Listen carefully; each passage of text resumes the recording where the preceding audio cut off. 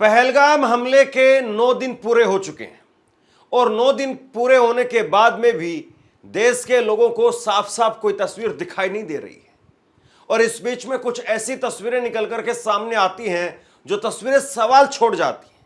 सबसे पहले ये तस्वीर आप देखिए, प्रधानमंत्री नरेंद्र मोदी इन तस्वीरों में आपको दिखाई दे रहे हैं। वो पहुंचे हैं मुंबई में अंबानी साहब के जियो सेंटर में। वहां पर world audio visual entertainment summit के उद्घाटन में नरेंद्र मोदी पहुंचे। अब ये तस्वीर अपने आप में सवाल खड़े करती है। ये तस्वीरें ये सोचने को मजबूर करती हैं कि देश के प्रधानमंत्री को कहां होना चाहिए और वो कहां पर है। देश से लेकर के और विदेश तक इस वक्त में पहलगाम हमले के बाद में जो प्रतिक्रियाएं निकल करके सामने आ रही है, उनको एक साथ रख करके सोचने का वक्त है कि क्या वाकई नरेंद्र मोदी जो सबसे बड़ा ढोल बजाते थे कि हमारी विदेश नीति बहुत मजबूत है, या मोदी ने आने के बाद भारत में प्रधानमंत्री बनने के बाद दुनिया में भारत का नाम बहुत मजबूत कर दिया है, भारत की ताकत कई गुना ज्यादा बढ़ गई है। लेकिन पहलगाम हमले के बाद में अगर आप देखेंगे तो डोनाल्ड ट्रंप का बयान सामने आता है और डोनाल्ड ट्रंप कहते हैं कि दोनों मेरे मित्र हैं, इनके यहां तो 1000-1500 साल से बवाल हो रहा है, ये आपस में समेट लेंगे। यानी एक तरीके से डोनाल्ड ट्रंप जिनको मित्र बताते थे, उनको आंखें दिखानी चाहिए थी पाकिस्तान को, भारत के साथ में प्रधानमंत्री के साथ में मित्रता जाहिर होती, लेकिन उन्होंने दोनों को एक धड़े में तोल दिया। अब बताइए क्या ठीक हुआ और क्या गलत हुआ। इस बीच में कल एक और प्रेस कॉन्फ्रेंस की गई है, कल एक और प्रेस रिलीज जारी की गई है अमेरिका की तरफ से, और इस प्रेस रिलीज में पाकिस्तान को भी कहा गया है और भारत को भी कहा गया है कि आप दोनों देश बातचीत करें, बॉर्डर पर जो इस वक्त में तनाव बना हुआ है उस टेंशन को, उस तनाव को कम करें। अब भारत कैसे जो है वो बॉर्डर पर बातचीत करेगा ऐसे माहौल में जब लोगों के आंखों के आंसू नहीं सूखे हैं? क्या भारत बात करेगा?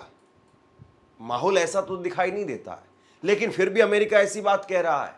केवल अमेरिका की बात भी नहीं है, सऊदी अरब जिस वक्त में हमला हुआ था पहलगाम में, उस वक्त में नरेंद्र मोदी सऊदी अरब में थे और सऊदी अरब की तरफ से भी भारत को लेकर के कोई पॉजिटिव रिस्पॉन्स अभी तक नहीं आया है।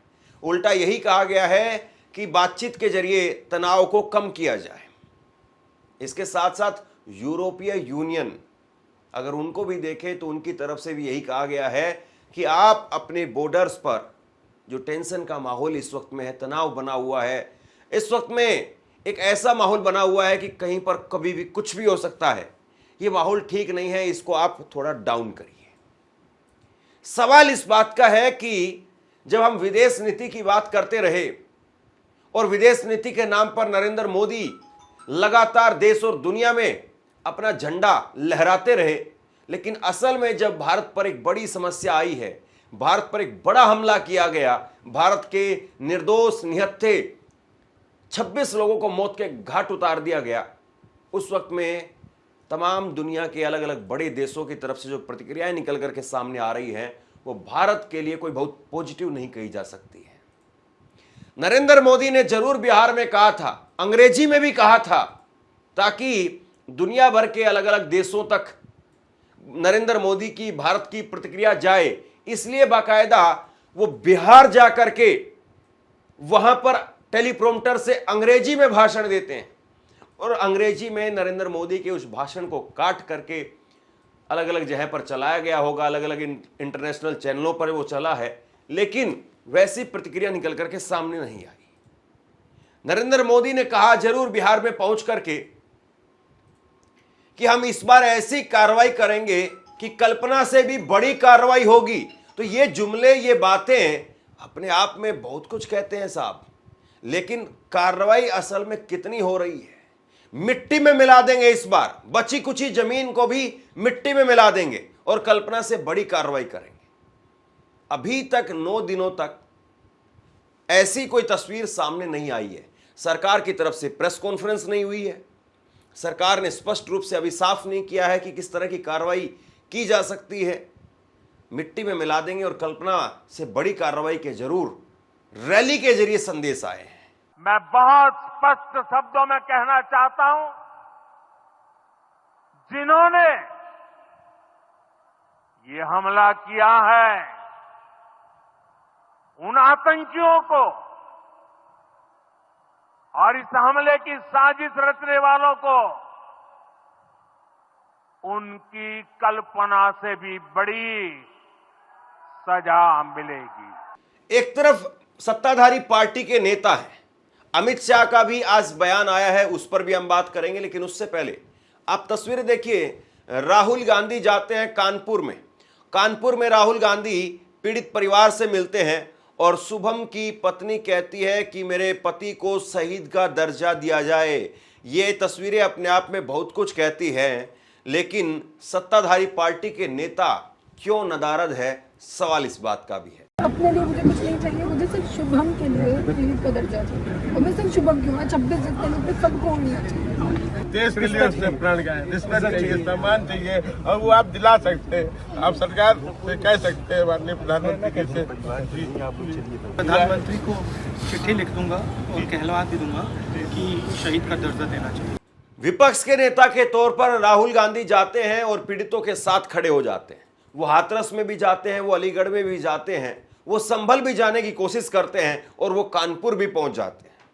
लेकिन सत्ताधारी पार्टी के नेता क्या कर रहे हैं? केंद्रीय गृह मंत्री अमित शाह ने आज कहा कि मैं आज जनता को बताना चाहता हूं कि 90 के दशक से कश्मीर में जो आतंकवाद चला रहे हैं, उनके खिलाफ हम जीरो टॉलरेंस की नीति पर मजबूती के साथ अपनी लड़ाई लड़ रहे हैं। आज वे यह न समझे कि हमारे नागरिकों की जान लेकर के वो ये लड़ाई जीते हैं।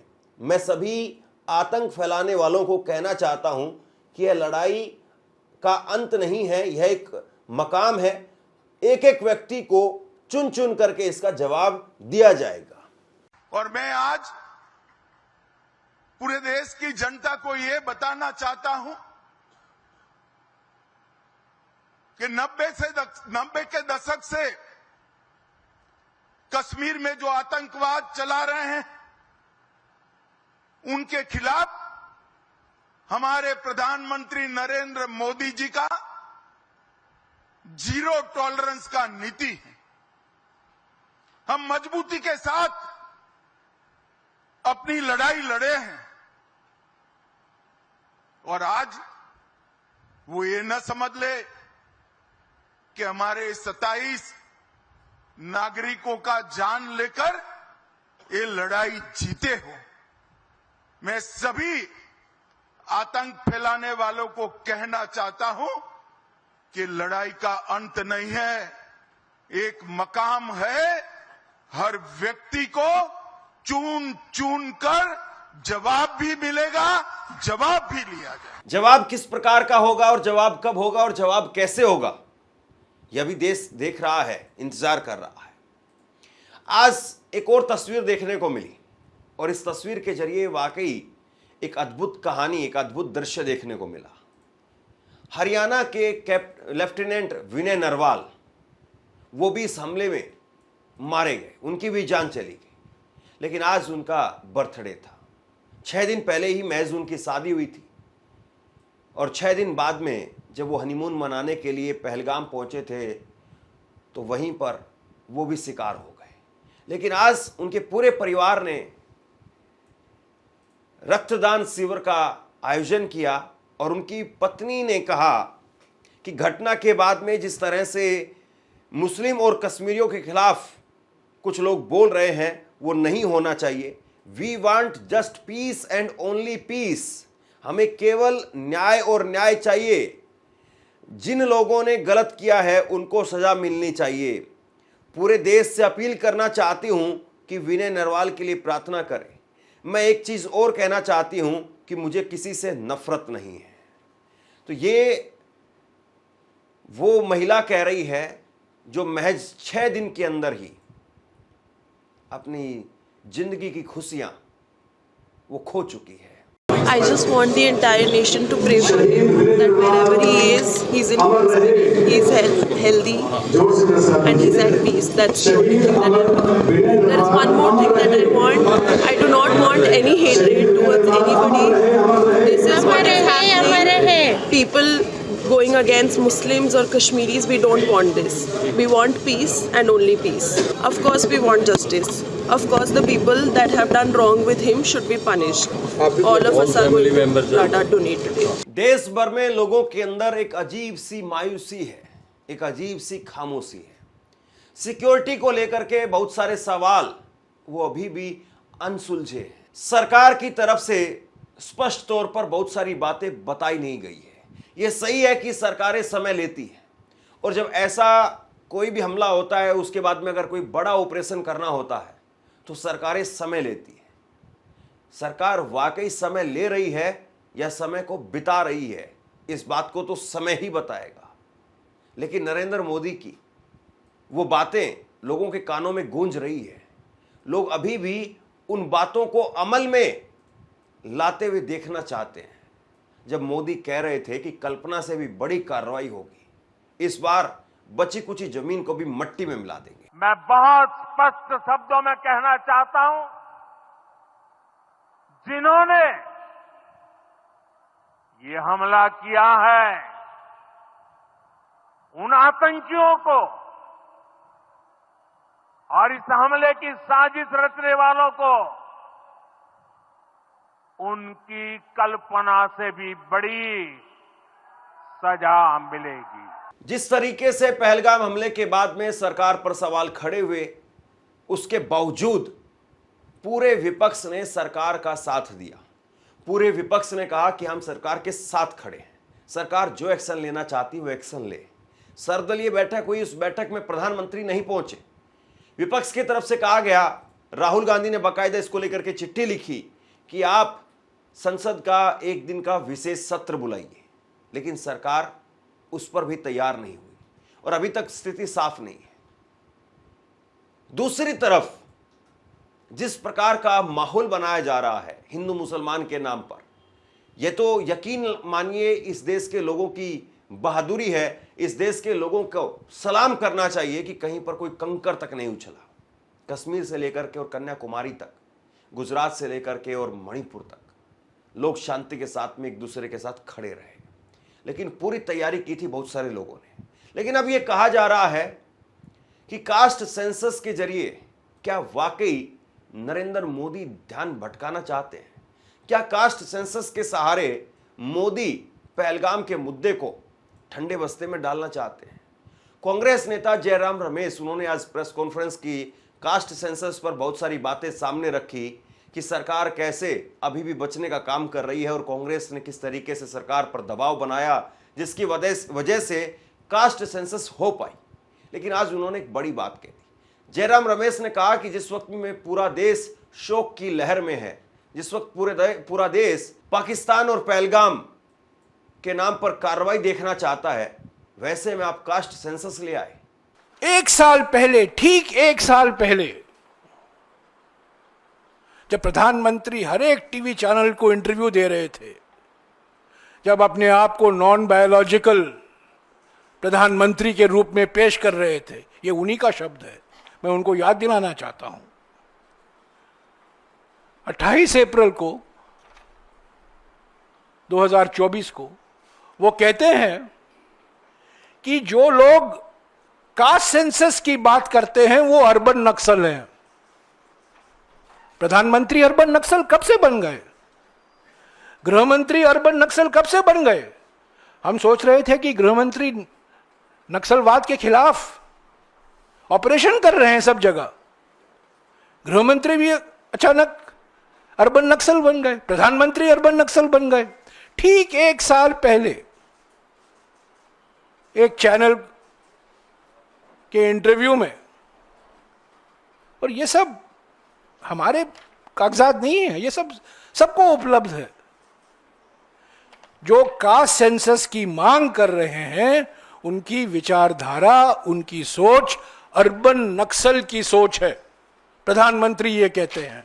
राहुल गांधी ने भी कल कास्ट सेंसस को लेकर के प्रेस कॉन्फ्रेंस की, और जब प्रेस कॉन्फ्रेंस में उनसे सवाल पूछा गया और सवालों में राहुल गांधी को एक तरीके से उलझाने की कोशिश भी की गई पहलगाम को लेकर के, तो राहुल गांधी ने कहा कि पहलगाम को लेकर के हम चाहते हैं कि कार्रवाई हो, सरकार एक स्पष्ट संदेश दे कि हम ये चीज बर्दाश्त नहीं कर सकते हैं, हम भारत पर हमला बर्दाश्त नहीं करेंगे और जवाब में कोई आलतू फालतू चीज नहीं होनी चाहिए, जवाब में कोई छुटभैया टाइप का एक्शन नहीं होना चाहिए, जवाब ठोस होना चाहिए।